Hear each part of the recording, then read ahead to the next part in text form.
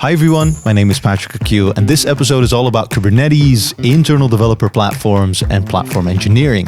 Joining me today is Mojtaba Imani, cloud, Kubernetes, and platform architect, as well as the founder of Kuberise, an open source and free internal developer platform to streamline Kubernetes deployments.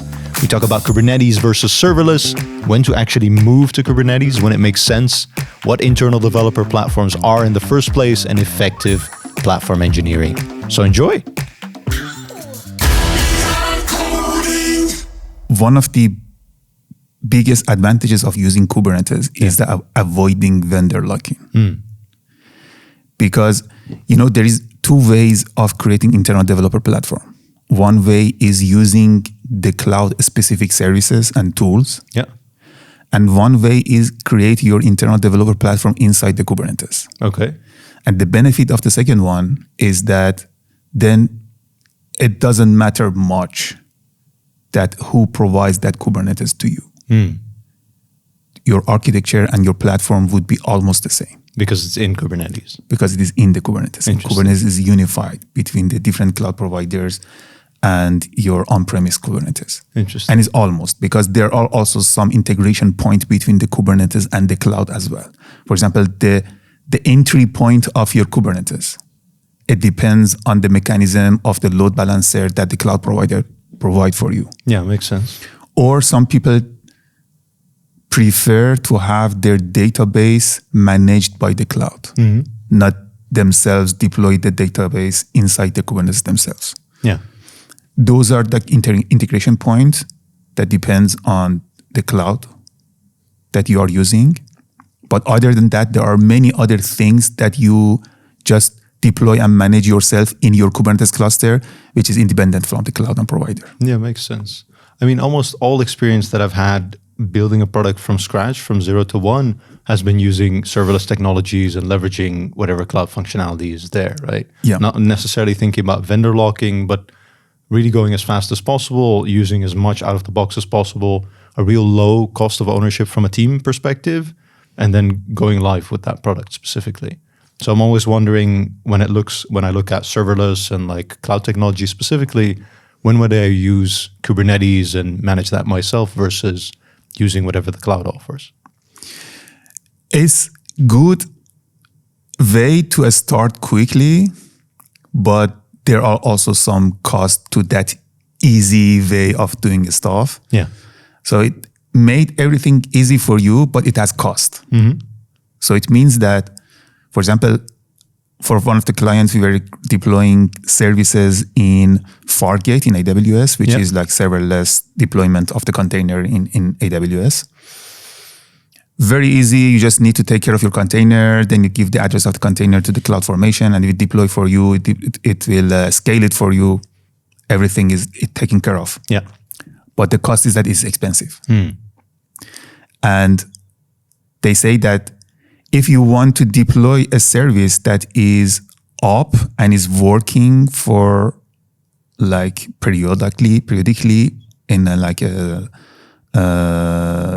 period of time, or is temporarily for the like peak time, is good. Yeah. But if you have a service that is going to be up 24/7 all the time, it's too expensive. It's better to use the other models that have like a virtual machine and you deploy it to the machine instead of fully serverless. Interesting. Yeah. And if you are a big company that have a lot of microservices, use fully serverless for everything, it will be too much. It will be too expensive. Too expensive. If you want to optimize the cost and also scalability, it's better to go to Kubernetes. Interesting. Yeah. But like cost, isn't serverless usually the kind of main benefit is also pay per use, right? It scales back to 0. If you don't use it, indeed, it's not there specifically. So I get that if you have a longer running application that needs to be up 24/7, then it doesn't make sense, right? Because it will scale down to 0 if there's no traffic. Or you need to finagle your way into keeping kind of the uptime, but still it might just be killed off specifically because that's not why you would use serverless. But then for everything related to web traffic and like peak traffic when it comes to seasonality, which is at Christmas, for example, and the festivities, usually that's a big purchasing time for anything web traffic related or e-com, then I would say serverless is better, even at scale, isn't it? Yeah. Yeah. In Kubernetes also, if you configure it properly Yeah. for scalability, is very good, even sometimes better and faster compared to the cloud serverless services. Yeah. But for the cost, definitely. And because if a small company, few microservices, Kubernetes isn't that easy. Yeah. It's complex, it's expensive, it needs skills, it needs tools. So some companies try to make it easier for adoption. Of course. Like Kuberise.io. Yeah. So it makes sense to go to Kubernetes if you are have some good amount of microservices, or if you are very small startup just starting to deploy few services to see what happens, is not advised to go to Kubernetes at the beginning. Yeah, makes sense. Like I've used Kubernetes when it was already set up. Let's say, and I came in, I needed to develop something or work within an existing team that was already running on Kubernetes infrastructure. And then I've dabbled a little bit with it, but I've never set it up from scratch specifically. Everything that I know, kind of knowledge-wise from setting it up, maybe I should try it once. But I hear that you need a lot of knowledge to get started, basically. Yeah. And especially in a small team when you don't have the capacity for that cost of ownership, then I agree with you, might not be the best choice. But when you reach a point of scale where you're looking at the costs and you make this kind of cost-benefit analysis and you want to move, let's say you have that serverless set up from the start, you're now moving to either managed Kubernetes or you're going to do it yourself in the first place. How would you transition and what kind of knowledge do you need to get started in the first place? So imagine that inside the Kubernetes is full feature of the cloud that you need to learn for networking, for security, for load balancing, for monitoring, for logs, for alerting, for everything. Yeah. So before Kubernetes, the cloud provider was providing everything for you, all of these services, and you were just using it. But when in terms of the Kubernetes, it gives you an empty space that you have to think about all of those tools and features yourself. That's why it is complex. You need to know networking, security. You need to know about how to make sure that the load is balanced and scaled properly.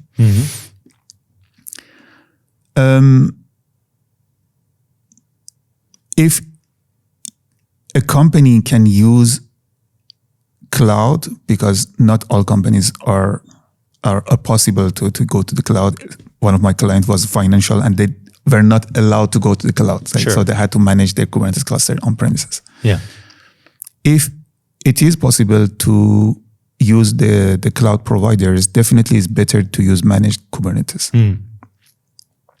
Because a lot of things are already handled by them. Yeah. Especially the Kubernetes itself. There are so to use Kubernetes, there are different distributions. Okay. One of them, the basic one is called Vanilla Kubernetes, which is the main open source Kubernetes project. And there are different distributions that some companies or people just modified a little bit that project for different purposes. For example, some distributions are just for creating a small light Kubernetes cluster in local computer, in laptop, for learning, for experimenting, for development.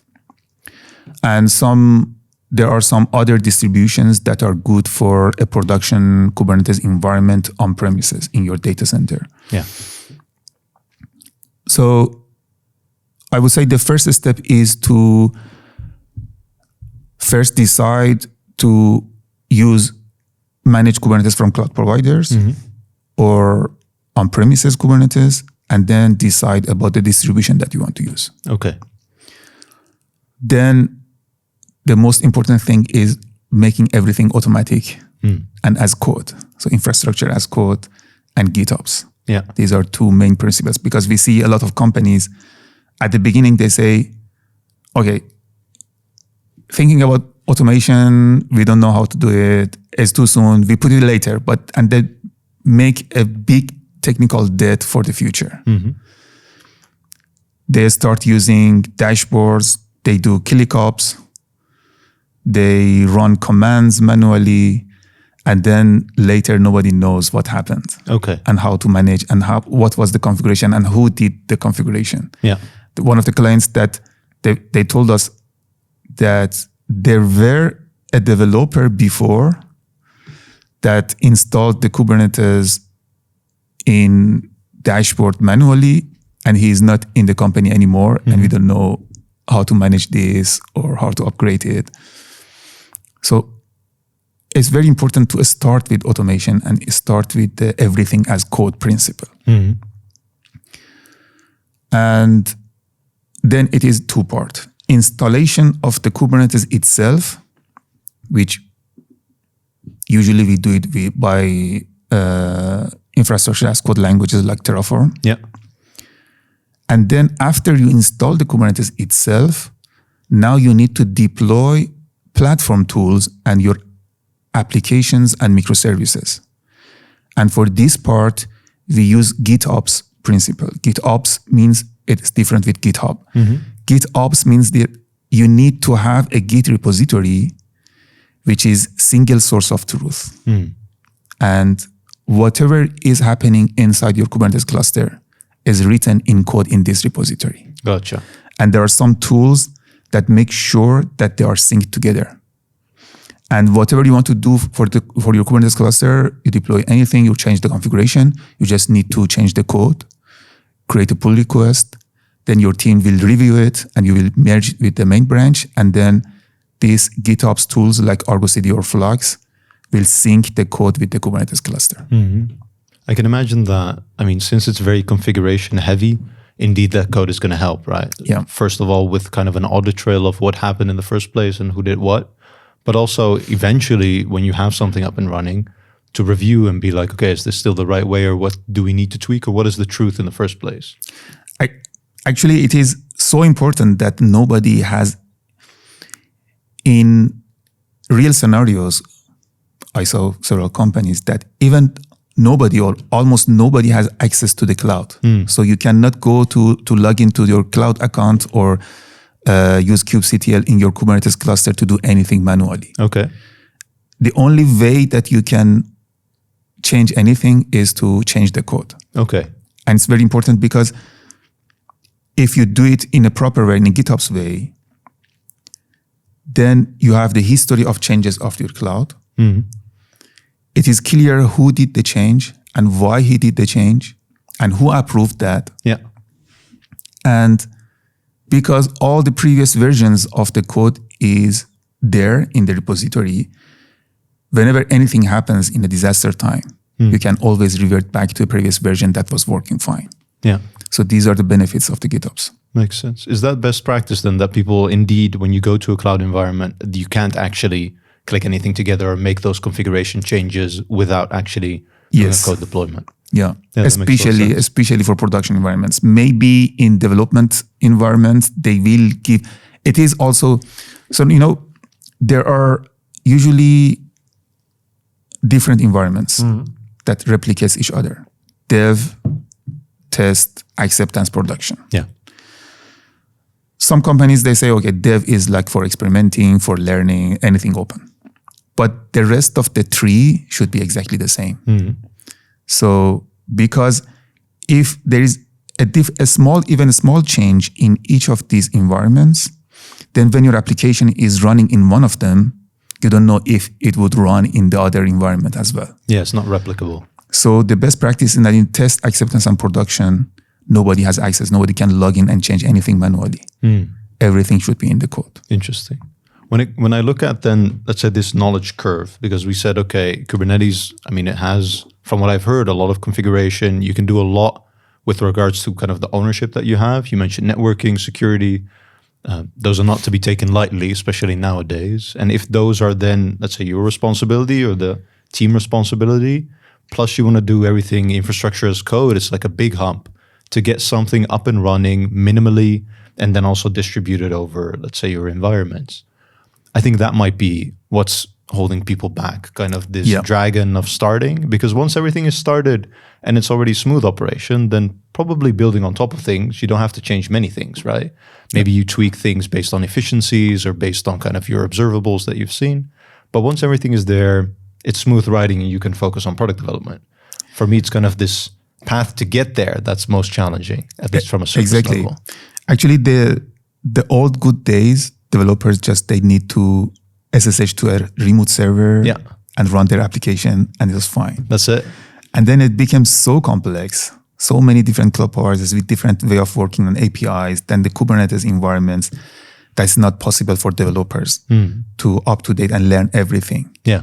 And even the development, the programming languages, the technologies that they use also growing a lot. And if they can up to date in those areas themselves, they actually doing a great job. So that's why the platform engineering concept arrived. And a report that was released by Gartner in 2023 was introducing top 10 strategic technologies of 2024. And technology number 4 was platform engineering. And actually platform engineering is the way that you make those complexities hidden to developers, to make an abstraction. We call it internal developer platform. You provide a self-service set of tools and templates and defaults and standards and unified way of working to developers. And then developer can focus on their development. It increases their productivity. And by using those self-service tools, they will deploy their services to the cloud or Kubernetes. They will use all those services that you already embedded in your platform. We don't need the deep knowledge and how to configure it. So there are many benefits of that way of working. For example, one of the challenges that we see in the companies, there are several different development teams. Each of them, they use different way of working, different tools, different technologies. From a technology perspective. Yeah. And then first, it is not possible that those teams help each other. And also it is not possible for the central IT or platform team to support them. But by creating the platform, you define a unified way of working and a set of technologies. And also one of the things that developer waste their time is by installation of those platform tools like database or authentication, authorization, or log mechanism. But these are included in the internal developer platform, and they're just using that. But still, the developers are still DevOps, because when they use these tools and deploy their services to the cloud or Kubernetes, still they need to take care of those services themselves. So they will monitor it, they will see if they are working, if they fail, they need to recover it or debug it themselves. But it's much easier than before, because all the tools and services that they need are already provided in the platform. Interesting. But this platform knowledge, would that then be within that platform engineering team, the team that's responsible for, let's say, crafting the platform, upholding it with regards to maintenance and improving it with regards to new technologies? Yeah. Because then I understand that the complexity is there, right? With our environments, cloud environments or not, or how we want to scale when it comes to globally or multi-regionality, and even the team landscape that we have or the microservices that we create, there will be complexity. And I understand that abstracting that complexity away allows product teams to actually focus on product development. But when it comes to DevOps and them still being responsible, do you think that lack of knowledge or that kind of abstraction of the complexity can hinder them when it comes to the operational part of things? Because I understand that it can help with development, probably speed, right? Because they don't have to install anything. Everything is out of the box. Unless they want to use something new, then probably that's a bit more challenging. But when it comes to things being operational, would they need that platform knowledge then as well? They need to just use the platform, not installation and configuration of it. Gotcha. So they need to know how to use, for example, for dashboard, we usually use Grafana. They need to know how to create a dashboard in Grafana, for example. Yeah. to monitor the consumptions of their services in terms of CPU, memory, or traffic. But this is much more easier and more basic than how to install the Grafana itself. Gotcha. How to configure it, how to make single sign-on in Grafana with Keycloak for authentication and authorization. These are the complexities that only exist inside the platform team. Yeah. Is there usually, because if I look at an internal development platform, then indeed you get tools out of the box already installed for you, but that also reduces some of the autonomy of a team, right? I think you gave the example of multiple teams with different kind of technology flavors, and that's probably because they are autonomous as a team, also isolated. And then you take that autonomy away and you give them one platform. It's like, this is the standard. That can be challenging with regards to autonomy then, I would assume. Very good point. Yeah. So in platform engineering, we have a concept which is called golden path. Golden path means that the platform team provide the best efficient way from code to production, which will cover almost the most of the requirements of the microservices and applications and development teams. But it is the most of them. It means that it is possible that one team has a specific requirement that is not integrated in the platform team. Yeah. And that development team, they already have that skills and knowledge to do that themselves. Still, they are free to do that. Gotcha. For example, assume that there is a specific team that are doing a computation that needs a GPU. It's very small in the company. The platform team will not provide it, will not support it. Even they don't know how to do it. Yeah. But that team know how to do it. So they can do it themselves. So the platform team, of course, it depends on the policy of the company, but we say platform team and internal developer platform usually provide the golden path. It means that if there is a specific team that has a specific requirement and they have the knowledge of how to do it, they will do it themselves. Yeah. But then they will not have the support of the platform team. Absolutely. They are responsible themselves. Yeah, that makes sense. I like that a lot because especially if we're looking at, the GPU example is prime for, let's say, AI computing specifically. You wouldn't need that everywhere in your organization. So it might not be in your internal development platform, but if you have a team that's experimenting with it, like they are dependent on it. So they need that specifically. Without that, it's a failure for the project, most likely. So then you need that autonomy to be able to actually get that up and running. Very interesting. When I think of this internal development platform and kind of success measurements, I wonder how you would measure success. And I can give you an example of, I'm now at an organization and they have, let's say, this backend framework where every service, every new service that you have is supposed to be, if you're using that specific language, you're supposed to use this framework. And it fixes logging, it makes you faster, at least that's the dream. And it solves a lot of problems for you. And then we tried that. It's hard to get up and running. There's like specific knowledge needed from that framework specifically. It's internally developed, so there's also internal knowledge. There's not necessarily the best documentation. Like those are the challenges of this internal framework. And with an internal development platform, although you have a team responsible, they also become the bottleneck for requests. And it's hard, or at least I wonder how you would measure the success of a platform, right? Because you need to iterate, you need to improve. And I think you should do that based on a few success metrics.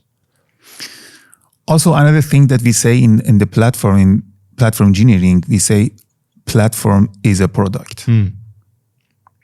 So it is not just infrastructure team or support team like a traditional way that people come to the team and say, hey, I need this, I need that. Yeah. Platform team create a product. Internal developer platform is a product. And who is the customer? The customer of this product are the actually developers of the company. Yeah. And the platform team treats this product as a real customer-facing product. It means that they need to maintain it. They need to get feedback from the developers. They need to upgrade it to make sure that it will fulfill all of the requirements of their customers. And this question that how to measure the success of this internal developer platform, I would say the answer is that how you measure the success of any other product. So you need to have in contact with your developers constantly and get feedback from them to see what are their requirements, what are the problem, if they need support and help to adapt this platform or not. Yeah. So we say it is socio-technical product. It means that it's not only a technical product that platform team just produce and put it there. It needs to have constant communication with their customers to make it successful. Yeah. To help them to onboard to this platform, etc. Interesting. I mean, if I were to have, let's say, a platform and I distribute that out to the public, I don't have the complexities of an organization and organizational policies, right? If we have a platform and all of a sudden management decides, okay, this new functionality needs to be developed by the internal development platform, otherwise you can't use it. So all the teams that do it themselves, you can't actually do that. Then you're kind of an item on a backlog. And if your roadmap depends on it, then you have a big funnel when it comes to requirements of this platform team and internal platform development, basically. I think it's going to be challenging then managing the different stakeholder landscapes or different priorities of product roadmaps, because you are the backbone, right? As a platform, you're the backbone for people to build on top of and excel with regards to their products. And if that becomes a backbone, or if it is a backbone, which I think it is, it can also become a bottleneck when it comes to progressing the individual product roadmaps. How do you manage that, or how would one manage that? So also one feature of the a good internal developer platform should have is to be self-service. A common challenge that we see in a lot of companies is that the infrastructure team or IT team are overwhelmed with too many requests from developers. Yeah. Constantly, developer for anything need to send a request to the IT team that I need this machine, I need that much memory, I need that access, etc. And everybody need today. Yeah. And it's not possible, especially when they scale, they will face a real problem. And we say, if you create a good internal developer platform, everything is self-service. It means that most of the need of developers, they can do it themselves. If they want a new repository, if they want a new capacity, they want to create a new microservice, they don't need to talk to someone or ask someone. It is there. They can go there, and then everything is self-service. They can decide how much capacity they want, which database they want to create or connect, and they can deploy it themselves. This is one thing that I would say it is opposite. So instead of without having internal developer platform, it would be more blocking for them to send all the requests to the central IT team. Yeah. But with this platform, they will do most of the requirements in a self-service way themselves. They don't need to even send a request to any other team. And yes, of course, for some of the basics, it's needed before any other microservices go to the environment, the production environment. For example, with CI/CD, for security scanning, everything is needed to be there before they can deploy anything. So then you would say, what would be the time that they need to create such a platform? And there are two approaches. They hire different engineers, create a platform team, and then make everything from scratch themselves. It would, of course, take time, and then every other teams or developers will be blocked. Yeah. Or there are actually internal developer platform tools or projects that already they can use. That most of these requirements are already there. Yeah. These projects, with just few days or even few hours of configuration and installation, with one package, you will have your monitoring, your authentication, authorization, your alerting, your networking, load balancer, internal, external traffic, etc. With full automation. Yeah. Then the only remaining thing is that adding a specific tools for a specific companies or for a specific requirements and customize it to have better alignment with your goals. Gotcha. Yeah. And these tools you're talking about, they're not managed, right? You would still have the responsibility of it. It's just automated in a way that it sets it up. Yes, but still there are two ways. Some companies, they install the tool for you, which is your internal developer platform. They manage it for you. Or there are some open source projects that you can deploy them yourself and continue maintaining and managing yourself. So if you have the capacity to create a platform team in your company, instead of starting creating everything from scratch, you can use some of these projects, or you can buy it, or you can use open source one. And this platform team would be responsible to continue the maintenance of that internal developer platform and customization. Interesting. Adding more tools or changing the configuration, then it will be much faster than they build it from scratch. Yeah. Or you don't have the capacity to create a platform team, or for any reason you don't want to do it, you can ask a partner or consultancy or other companies that have such services to build the platform for you and manage it. Interesting.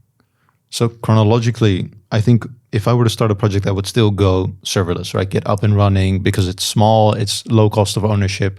And at some point, if I do a cost benefit analysis, it might make sense to adopt Kubernetes or the infrastructure and technology. Would that also then be a point? I think it depends on people and scale and distribution of teams, right? When you actually start using or creating an internal development product. There is platform. We have also a client here, is a company that has a small IT team. They decided that we don't want to create a platform team. Okay. And they ask a consultant to build that platform for them and manage or update for them. Yeah. And if it's a good product or good way of creating internal developer platform, they just need to be installed once and maybe be updated regularly each month. There is no a lot of things, because if it is there, it would work. And then by providing those self-service tools, the developers can easily use it and deploy their services. Yeah. And if you use in a standard way and use popular open source projects, then there would be a huge community, how to use it, how to maintain it, how to upgrade it. For example, if you use for monitoring and dashboard, if you use Grafana, for example, which is the most popular and common one, even you don't need to create dashboard for each of your services yourself. There are already dashboard that you can download for free, and you can monitor all the tools and services you have. Yeah. If you're going this route, because I've seen this conversation online a lot of times actually, where people are challenging cloud and specifically the cost there, right? Running things on the cloud doesn't mean it's going to be cheaper. And people that migrate existing infrastructure that is on-premise one-on-one to the cloud will actually realize that if you don't change anything, if you don't go cloud native with regards to your technology and software and leverage cloud, your costs are going to increase substantially, right? And you can decrease them with regards to changing whatever software you have, but then you do have kind of that downside of potentially vendor lock-in. And I think vendor lock-in, it's a different topic if that's actually, I think, a good argument, because I haven't seen many times where companies are on such a full-blown scale on the cloud and decide to fully migrate to another cloud. I don't know if that will ever happen, but it's still a downside nonetheless. And then you have this camp now that says that the cloud actually brings too many abstraction layers. It's time to go back to bare metal because cost efficiency wise, if you can have that cost of ownership within your team and you can have that knowledge, then that might be the best way to reduce your costs. But then it's like a full circle, right? We go back to the cloud and then at some point we end up on-premise again. I feel like with internal development tools, you have the flexibility to run on-premise and on cloud, but I'm not sure what you think would be best then. If I go internal development platform, does it make sense to have that hosted on the cloud, or should I do that on-prem, or what are the dependencies there? It depends. It depends on the requirement that you have, and it can be both. Even some solutions are hybrid solutions. So it's a combination of the on-premises and the cloud. Yeah. For example, some architectures, they suggest that so they say if your workload is divided to predictable and unpredictable, it's good to have your predictable workload in your on-premises and unpredictable one in the cloud. Gotcha. This is one architecture. And also for the cost that you said, I also reading a report that most of the companies that decide to go back from the cloud to on-premises it is because two reasons, cost and security. And at the beginning, some people think that if they go to the cloud, they will pay as go and everything is fine. Then they say, no, it's not the same. For example, there is a huge discussion about how to manage the cost. And it's very important. You should not ignore it. Yeah. As a deciding point that, so you did a huge migration to the cloud and you want to go back to on-premises because of the cost. Maybe you did not manage the cost properly. And if you fix that, you don't need to migrate back to on-premises. For example, one of the huge factor in the cost is non-production environment in off hours. Okay. And there are a lot of studies, reports, conferences. I saw that you're probably most of the time only production environment need to be 24/7 up and running. But your dev, test, acceptance, or any other non-production environments, you can turn them off during off hours. Yeah. And also to achieve that, it's good to have good internal developer platform and have infrastructure as code and GitHub's principle. Otherwise, you would not be able to do that. So, and also Kubernetes is a good way. It helps a lot. For example, for this Kuberise project that I have, with just one command, I can deploy all the platform tool to the Kubernetes cluster and with full configuration.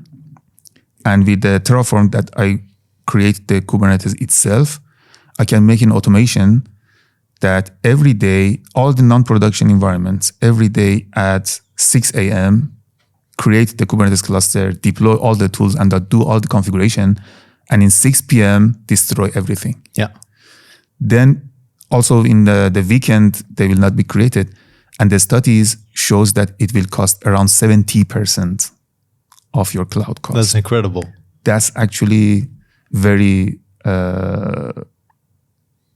decision-making things that you can have, and you can decide if go to the cloud or go back to the on-premises. Interesting. I mean, then it's not a matter of traffic, right? Because production is always going to have the most traffic compared to your non-production environments. Even if you do smoke tests or specifically scalability tests, your production should always have the highest traffic. Otherwise, what's the point of having production in the first place?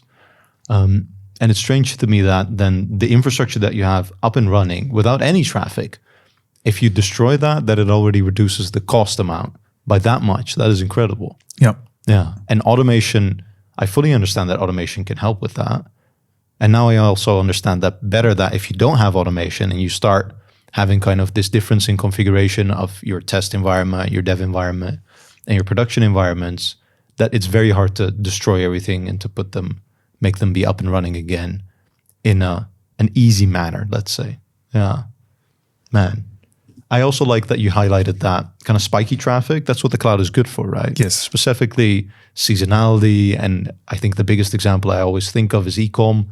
When it comes to Christmas, people purchase things because it's gift season. Yep. You buy all the gifts that you have to distribute to all your friends and family specifically. So people see huge spikes in traffic. Black Friday is another one. People prepare the whole year for Black Friday traffic, basically. And if you have that on-premise, then you need to have all your infrastructure, bare metal, specifically ready for that scale. And that's going to be a peak that you don't see any other time of the year. That's what the cloud is good at. But I'm wondering then, actually, no, I think microservices have solved that because you isolate the spiky part of your software. That's what you then run in the cloud. And then everything that's more stable, you would run on-premise. I think that's the biggest way to reduce your costs then. Yeah, kind of this black and white approach that people have in looking at the cloud or looking at on-premise, I think that might be faulty then, because there are just different parts of your software that operate differently, which means that leverage what the cloud is good for and leverage what on-premise is good for and do it that way. Yeah.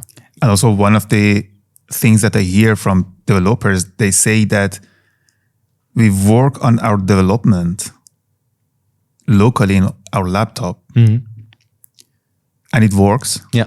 But we don't know if it works in a real Kubernetes cluster with all the other services that these microservices interact with or not. Yeah. And with a proper internal developer platform in a GitOps way, you can deploy all that platform in a light Kubernetes cluster in your laptop as well. Exactly. So there are some light Kubernetes cluster for local laptop like Minikube or Kind or K3s that you can replicate the whole environment with the full automation and services that are in the real Kubernetes cluster in your laptop. It would be much easier and comfortable for developers to deploy locally and see if the application works in a real environment or not. Yeah. Yeah, for me, the biggest part of what makes me productive is like comfort in the tool set that I have, right? And I think with cloud environments, the biggest experience that I have is with Cloud Run. Everything's in a Docker image. And specifically when it comes to my code, I can reproduce or test a lot of entry points that we have. If we have something that's event-based, based on a cron something, I can write a test that shoots in the event and actually see what happens. Yeah. And I mock the database if needed with ports and adapters. And that's then my software. I'm very comfortable with that and also confident that when I deploy that, it's going to reenact very similarly to what I actually tested in an isolated environment. When it then comes to Kubernetes, indeed, because you have everything managed, I feel like that local development environment is like a must-have, right? Yeah.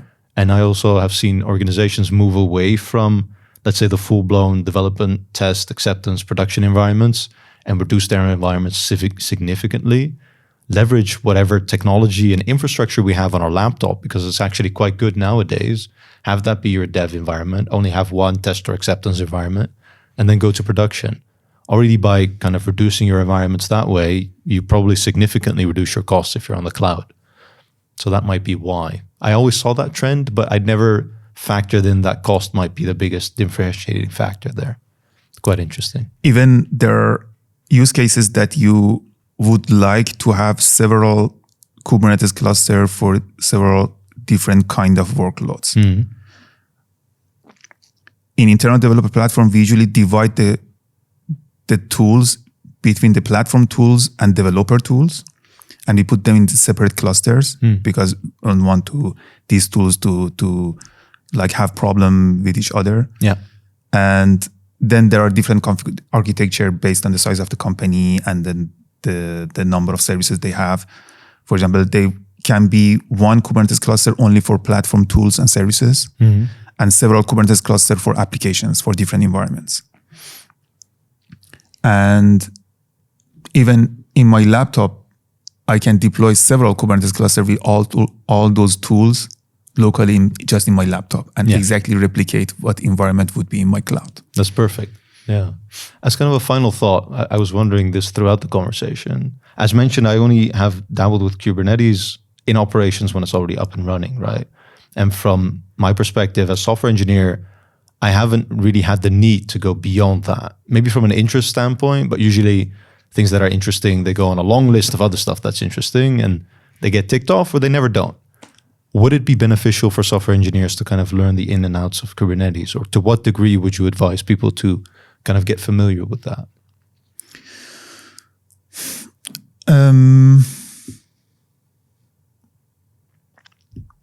So it depends how much the internal developer platform abstract those Kubernetes specific things from developers. Maybe one internal developer platform will not. Yeah. And then developer should take care and manage of more Kubernetes specific resources than usual. For example, in Kuberise project, I created a template for most common deployment of a microservice that developers will develop. So we do it usually by Helm chart. We create a generic Helm chart. This is the one that I said internal developer platform also provide a unified template. This is a template of deployment. And in Kubernetes, these templates should include